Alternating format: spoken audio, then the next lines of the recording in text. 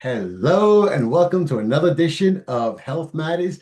I am your health coach, Dr. Michael Chillemi. And on this episode, I am going to give you your guide to GLP weight loss in 2026. We're going to give you some facts, some tips, and success stories. So sit back, relax. We're going to dive into the hottest topic in weight loss that is shaping fitness and wellness in 2026, the GLP weight loss programs. Maybe you've heard about drugs like Wegovy or Ozempic, or just curious about how these programs work and if they're right for you. Don't worry, I've got the answers. In this episode, we're going to break down how GLPs work, what to expect when starting them, and the keys to maximizing your results. So, over 40% of the global population struggles with obesity today, making GLP therapies a groundbreaking tool for safe and effective weight loss. So, just so we all know, the GLPs were by accident that they found that they actually cause weight loss. So, when they were first introduced, they were introduced as a diabetic drug, and they noticed that, hey, all these people are losing weight on it. And it just so happened that it does that as well. So there are some new name changes that are out there now, but we're going to get into what is the GLP-1 weight loss program. So GLP stands for glucagon-like peptide 1. It's a hormone that plays a role in regulating appetite, blood sugar, and digestion. GLP-1 medications like Wegovy or Ozempic or Mounjaro help mimic this hormone, essentially reducing hunger, slowing digestion, and help regulate blood sugar, which helps lead to weight loss. What are some of the benefits? It's safe, it's effective for long-term weight loss, helps manage your cravings, potentially positive impact on metabolic health and conditions like type 2 diabetes. So common medications in 2026 are the talking about the Ozempic and Mounjaro. One of the quick myth busting things that we're going to talk about is the GLPs a magic pill or is it just for diabetics? It is not a magic pill. It does help. Some people it helps a lot more than other people, but it does help control your appetite, decrease your cravings, and so on and so forth. So with that said, we're going to go step by step to show you what a weight loss program would look like in 2026. So first, you have to speak to your healthcare provider, right? You need a real healthcare provider, one that is going to give you a prescription-based plan. So your first step is consulting with your doctor to ensure you're a candidate. They'll address your BMI, your basic metabolic index. They're going to give you a full health history and go over your weight loss goals. They're going to do a full history on it, make sure everything's happening.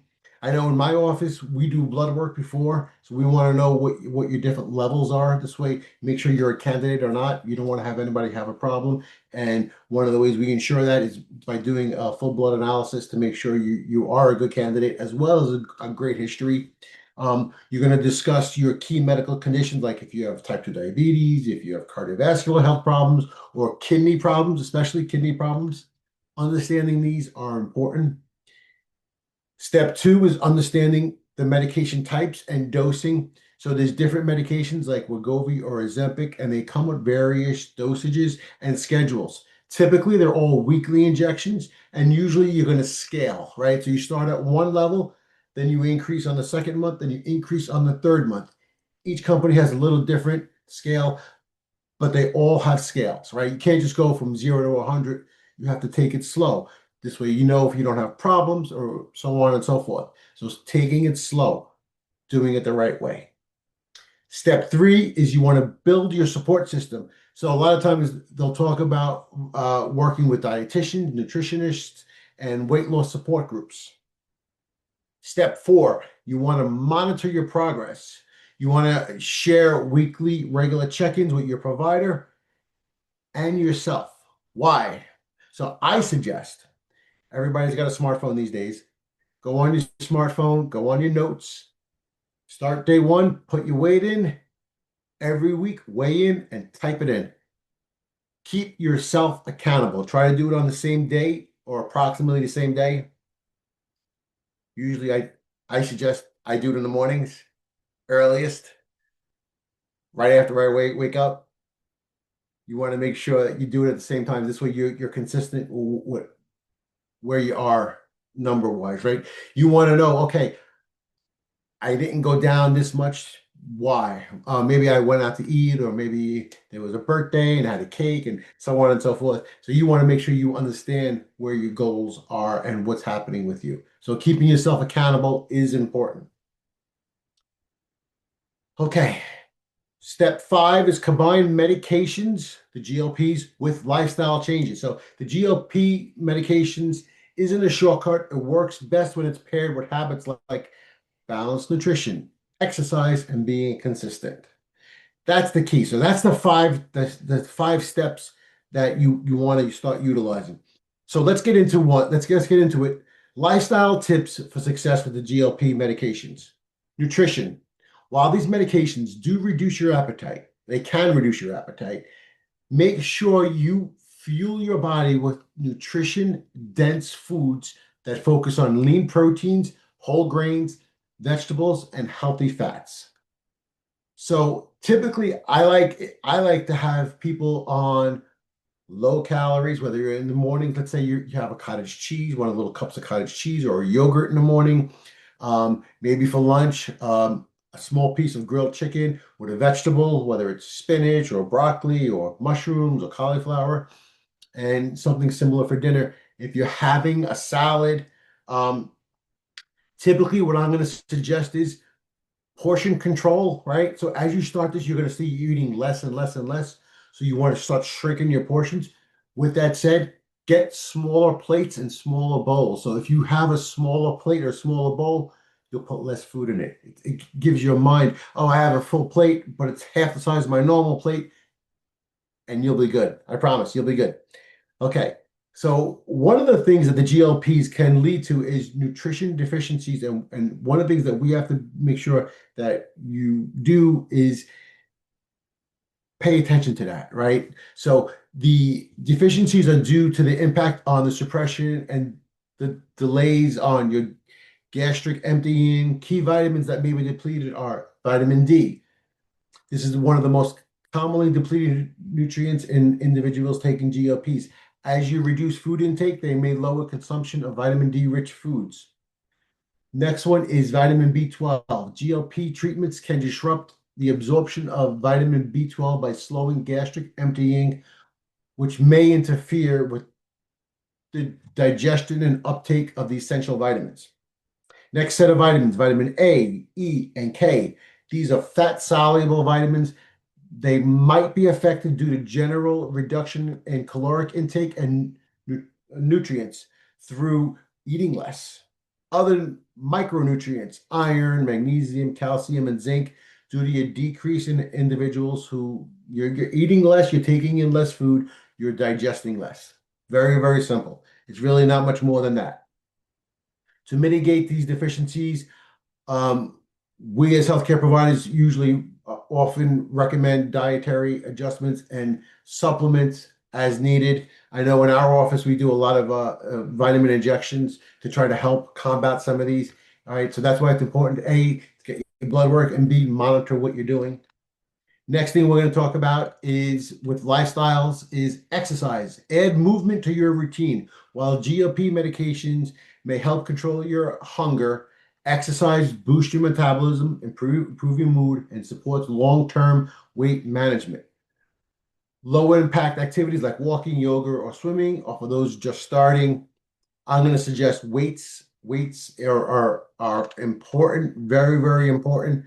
And I'm going to talk about that in a minute, but you want to do something where you're actually lifting some weights to keep your muscles and muscle tone. You don't want to lose muscle tone. As you lose weight and take in less calories, you will lose muscle tone. That's coming. So hydration. These medications can contribute to mild GI issues like nausea or constipation. Stay hydrated is key. Drink at least 8 to 10 glasses of water every day. I'm going to suggest, key suggestion, wake up in the morning, you take a full glass of water. Before each meal, you take a glass of water. If you do that alone, you're going to have 4 to 5 glasses of water without even trying. Then if you add three to five more, you're really going to keep yourself well hydrated. Mindset and patience. Last lifestyle hack that we're going to talk about. Weight loss takes time. GLP programs are about sustained progress, not a crash diet. We're going to talk about you should have mindful practices to help with, you don't want to have emotional eating or frustration during plateaus, right? So you're going to have times where you're going to have ebbs and flows.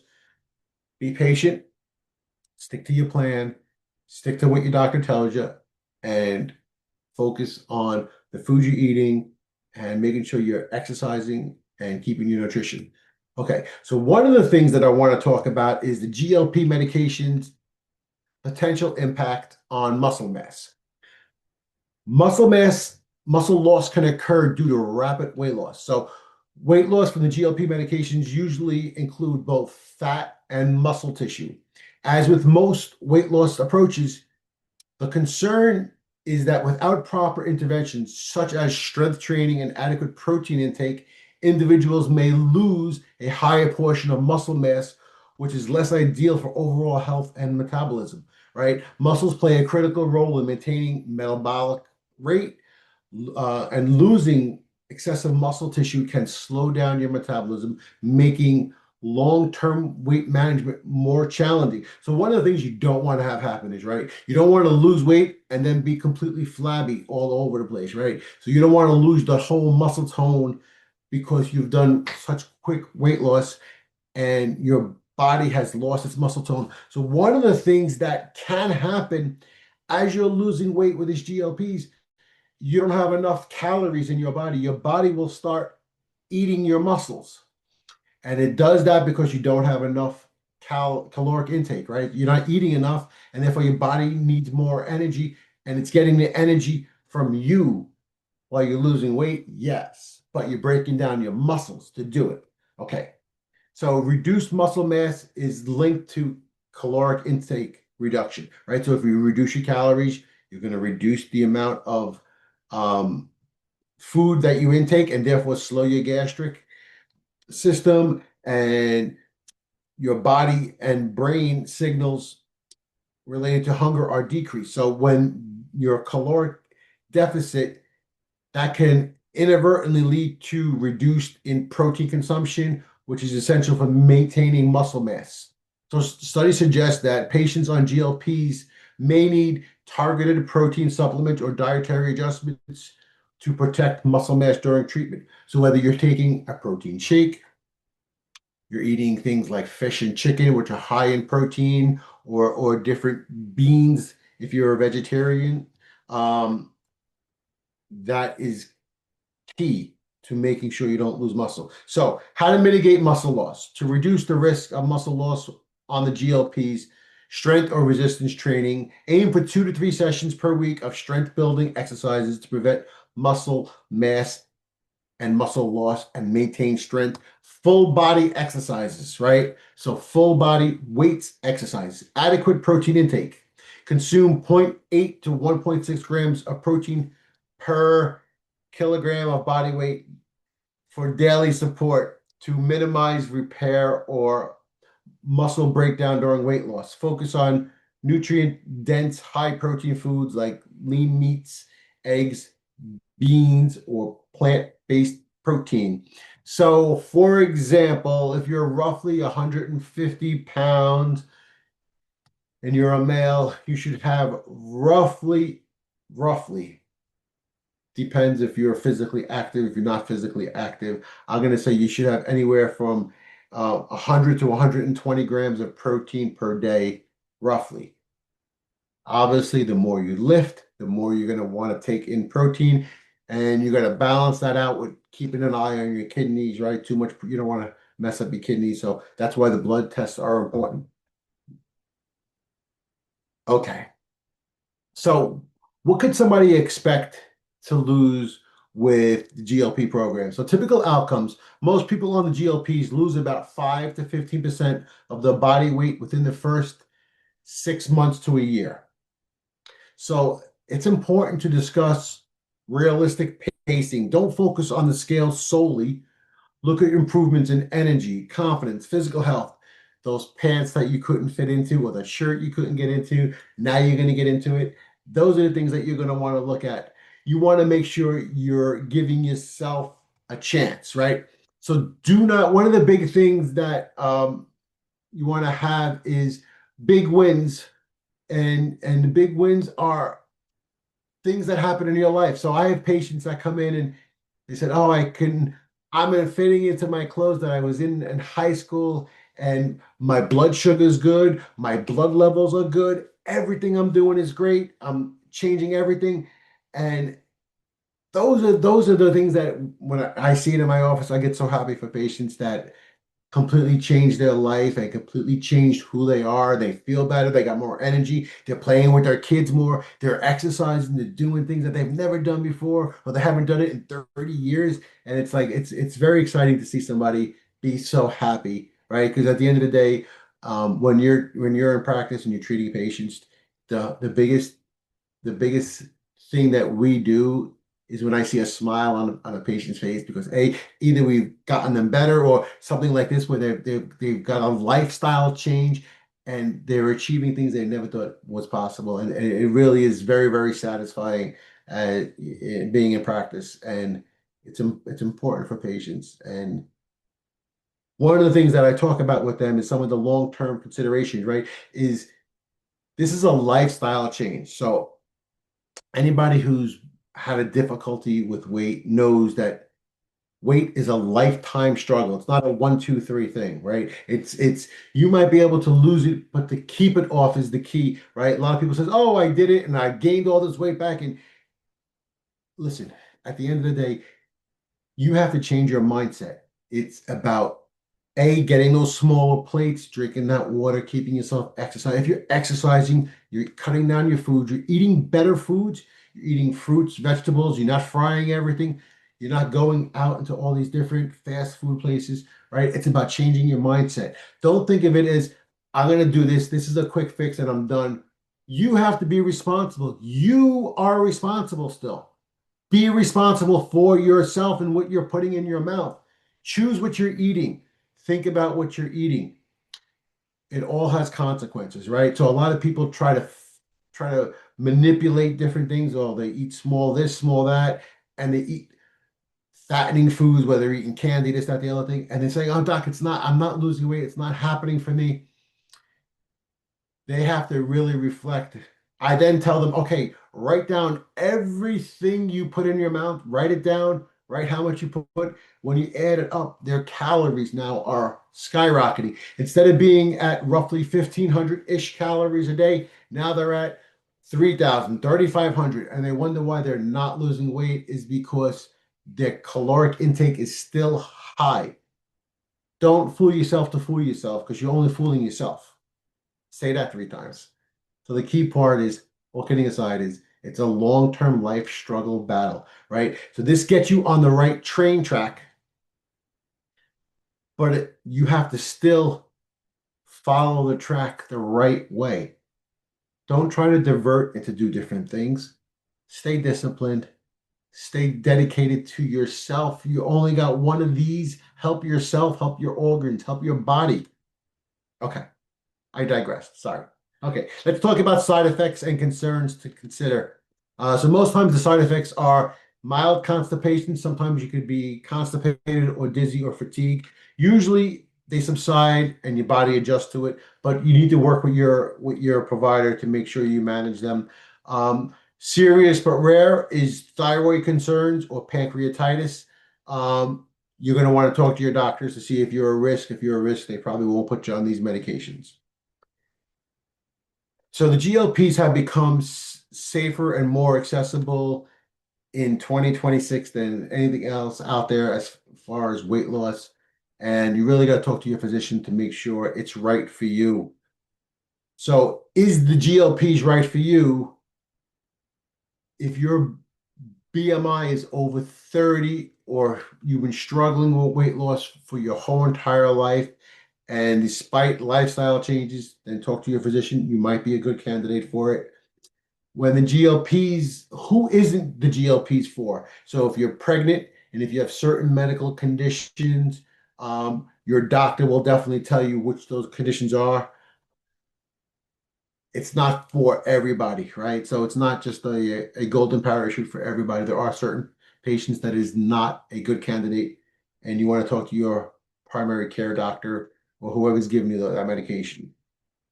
So in recap, GLP medications are revolutionizing weight loss. They're safe, effective, and working best in combination with healthy habits. Make sure you consult your provider to see if it's a right choice for you. Make sure you drink water.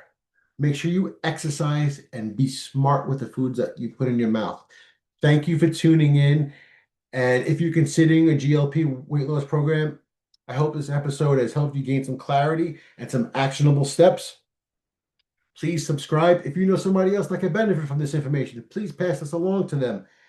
And as I always say, the information I give you is my opinion alone. Please don't take my information as medical advice, as it is my opinion. Talk to your primary care or your doctor for that information. Until next time, we only have one of these, which is your body.